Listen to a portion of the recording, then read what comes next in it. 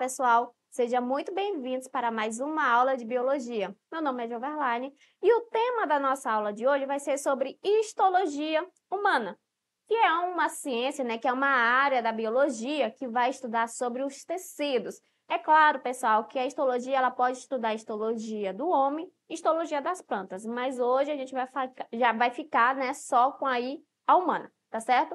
Então, iniciando aqui, pessoal, olha só.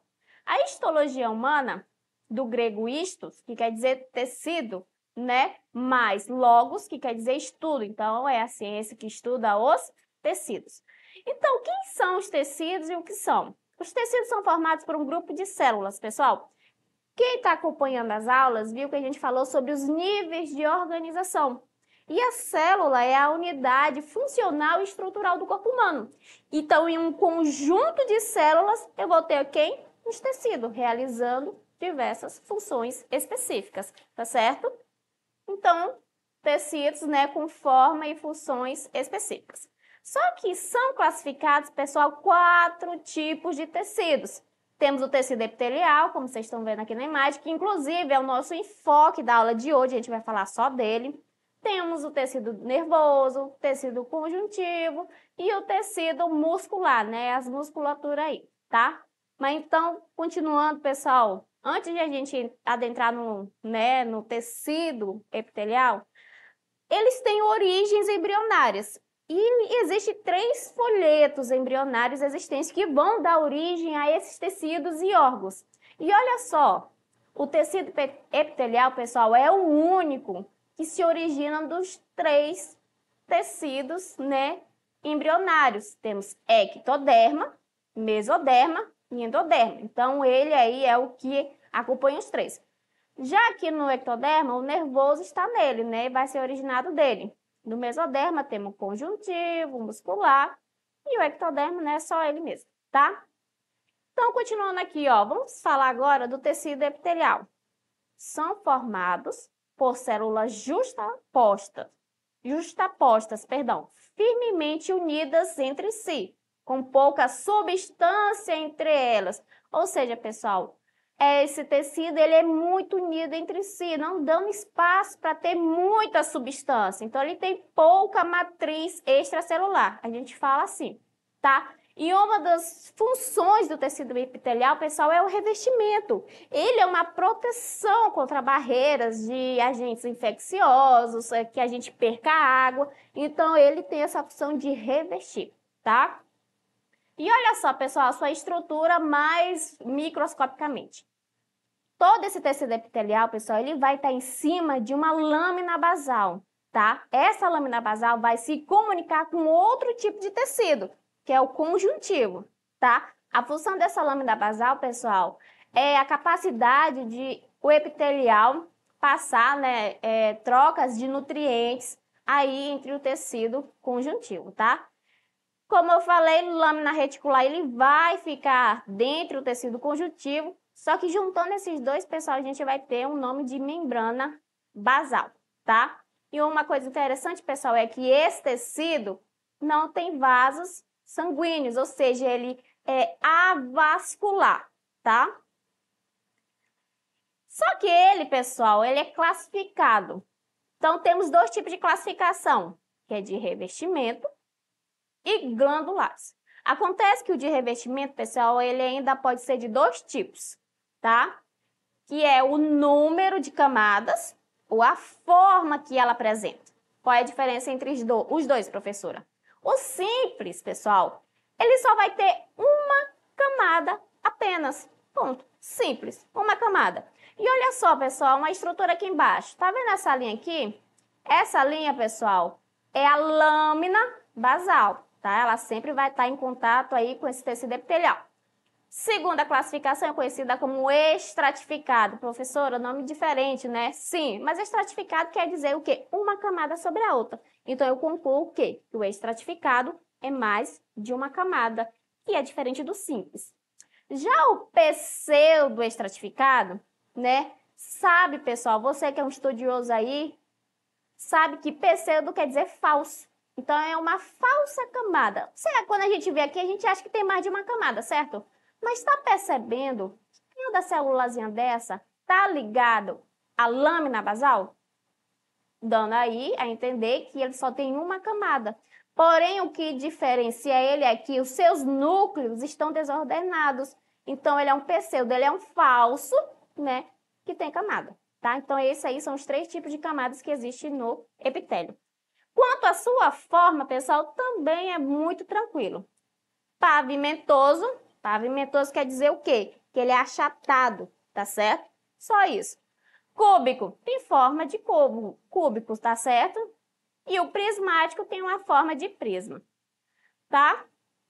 Então, quando a gente chega nessa parte, pessoal, a gente começa a ler assim, um epitélio pavimentoso simples. Isso é o que eu quero mostrar para vocês, que a gente pega essas 2 características e junta num tecido epitelial. Então, olha aqui, ó, pavimentoso, como eu acabei de falar, ele é achatado, simples, que tem uma camada. Ele é muito presente aí, ó, no pulmão. Por quê? Porque ele é um epitélio que acontece trocas, né? Trocas gasosas. Por exemplo, lá no alvéolo pulmonar, ele não faz processo de trocas gasosas.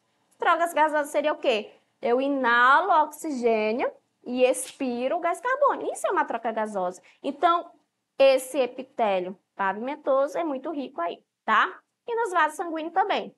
No caso aqui, ó, epitélio cúbico simples. Simples, eu já aprendi, professora, que é uma camada só. E cúbico tem uma forma de cubo, tá? Ele é presente aí no túbulos do rim, tá certo? Ele aí que faz do túbulos renais, tá? Faz a absorção necessárias que tem aí na urina e manda para o sangue, tá certo?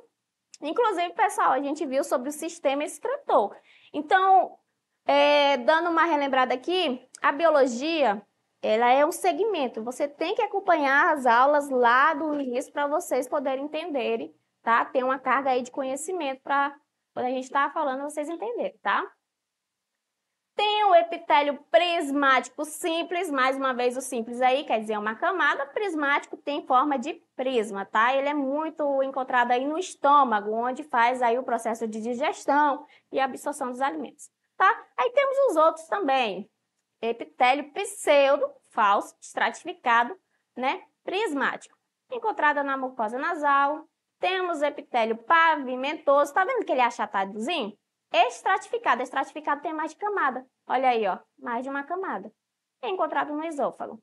Já no epitélio prismático, estratificado, uretra. Então, fica fácil, pessoal, quando a gente, né, estuda aí a classificação, como é que o epitélio é classificado, e esses nomes acabam se tornando fáceis de entender, tá? Inclusive, pessoal, o epitélio, ele se renova. Só que cada epitélio tem uns dias de renovação diferentes. Por exemplo, o couro cabeludo, o nosso couro cabeludo, ele se renova. Pois quando se tem uma difusão, tem um problema nesse couro cabeludo, né? Ele se renova aí de 2 a 4 dias, né? E se tiver algum problema, ele pode gerar a caspa. O pâncreas, ele é o mais longo de renovação. Ele demora 5 dias para renovar. 5 dias não, perdão, 50 dias para renovar o seu epitélio, tá? Os intestinais demoram aí de 5 dias, que chega a ser mais rápido, tá? A nossa pele, pessoal, ele demora 30 dias para se renovar. Então, a cada 30 dias, a nossa epiderme está se renovando. Então, o epitélio ele tem essa capacidade devido à ação de mitose, que é um processo que faz essa renovação, tá certo? E continuando aqui, pessoal, a gente agora vai falar de outra classificação, que são os glandulares. Em outras palavras, pessoal, ele pode ser chamado também de tecidos secretores, tá? Eles vão produzir uma secreção, né? E ele pode ser mucosas, serosas ou mistas. E olha só que interessante, pessoal, a gente já viu sobre isso nas aulas anteriores. É por isso que eu falo, a biologia é um segmento. Alguma coisa está complementando a outra. Então, é muito importante vocês estarem assistindo as aulas desde o início, tá certo? E olha só, para quem assistiu, vai saber do que eu estou falando. As glândulas, pessoal, elas podem ser unicelulares, tá? Por exemplo, aqui, unicelulares, elas são encontradas numa glândula da tireoide, tá? Ou das glândulas multicelulares, que são os restos das outras glândulas. Acontece que nessa situação ele pode ser de 3 tipos. Exócrina, tá? Exócrina é o quê? A excreção vai ser para fora da corrente sanguínea, né? Para fora do corpo. Por exemplo, glândula mamária não está expelindo para fora do corpo? As glândulas sudoríparas também. As glândulas salivares não é para fora do corpo. Quando a gente vai fazer a mastigação, a gente acaba umedecendo o alimento e engolindo junto.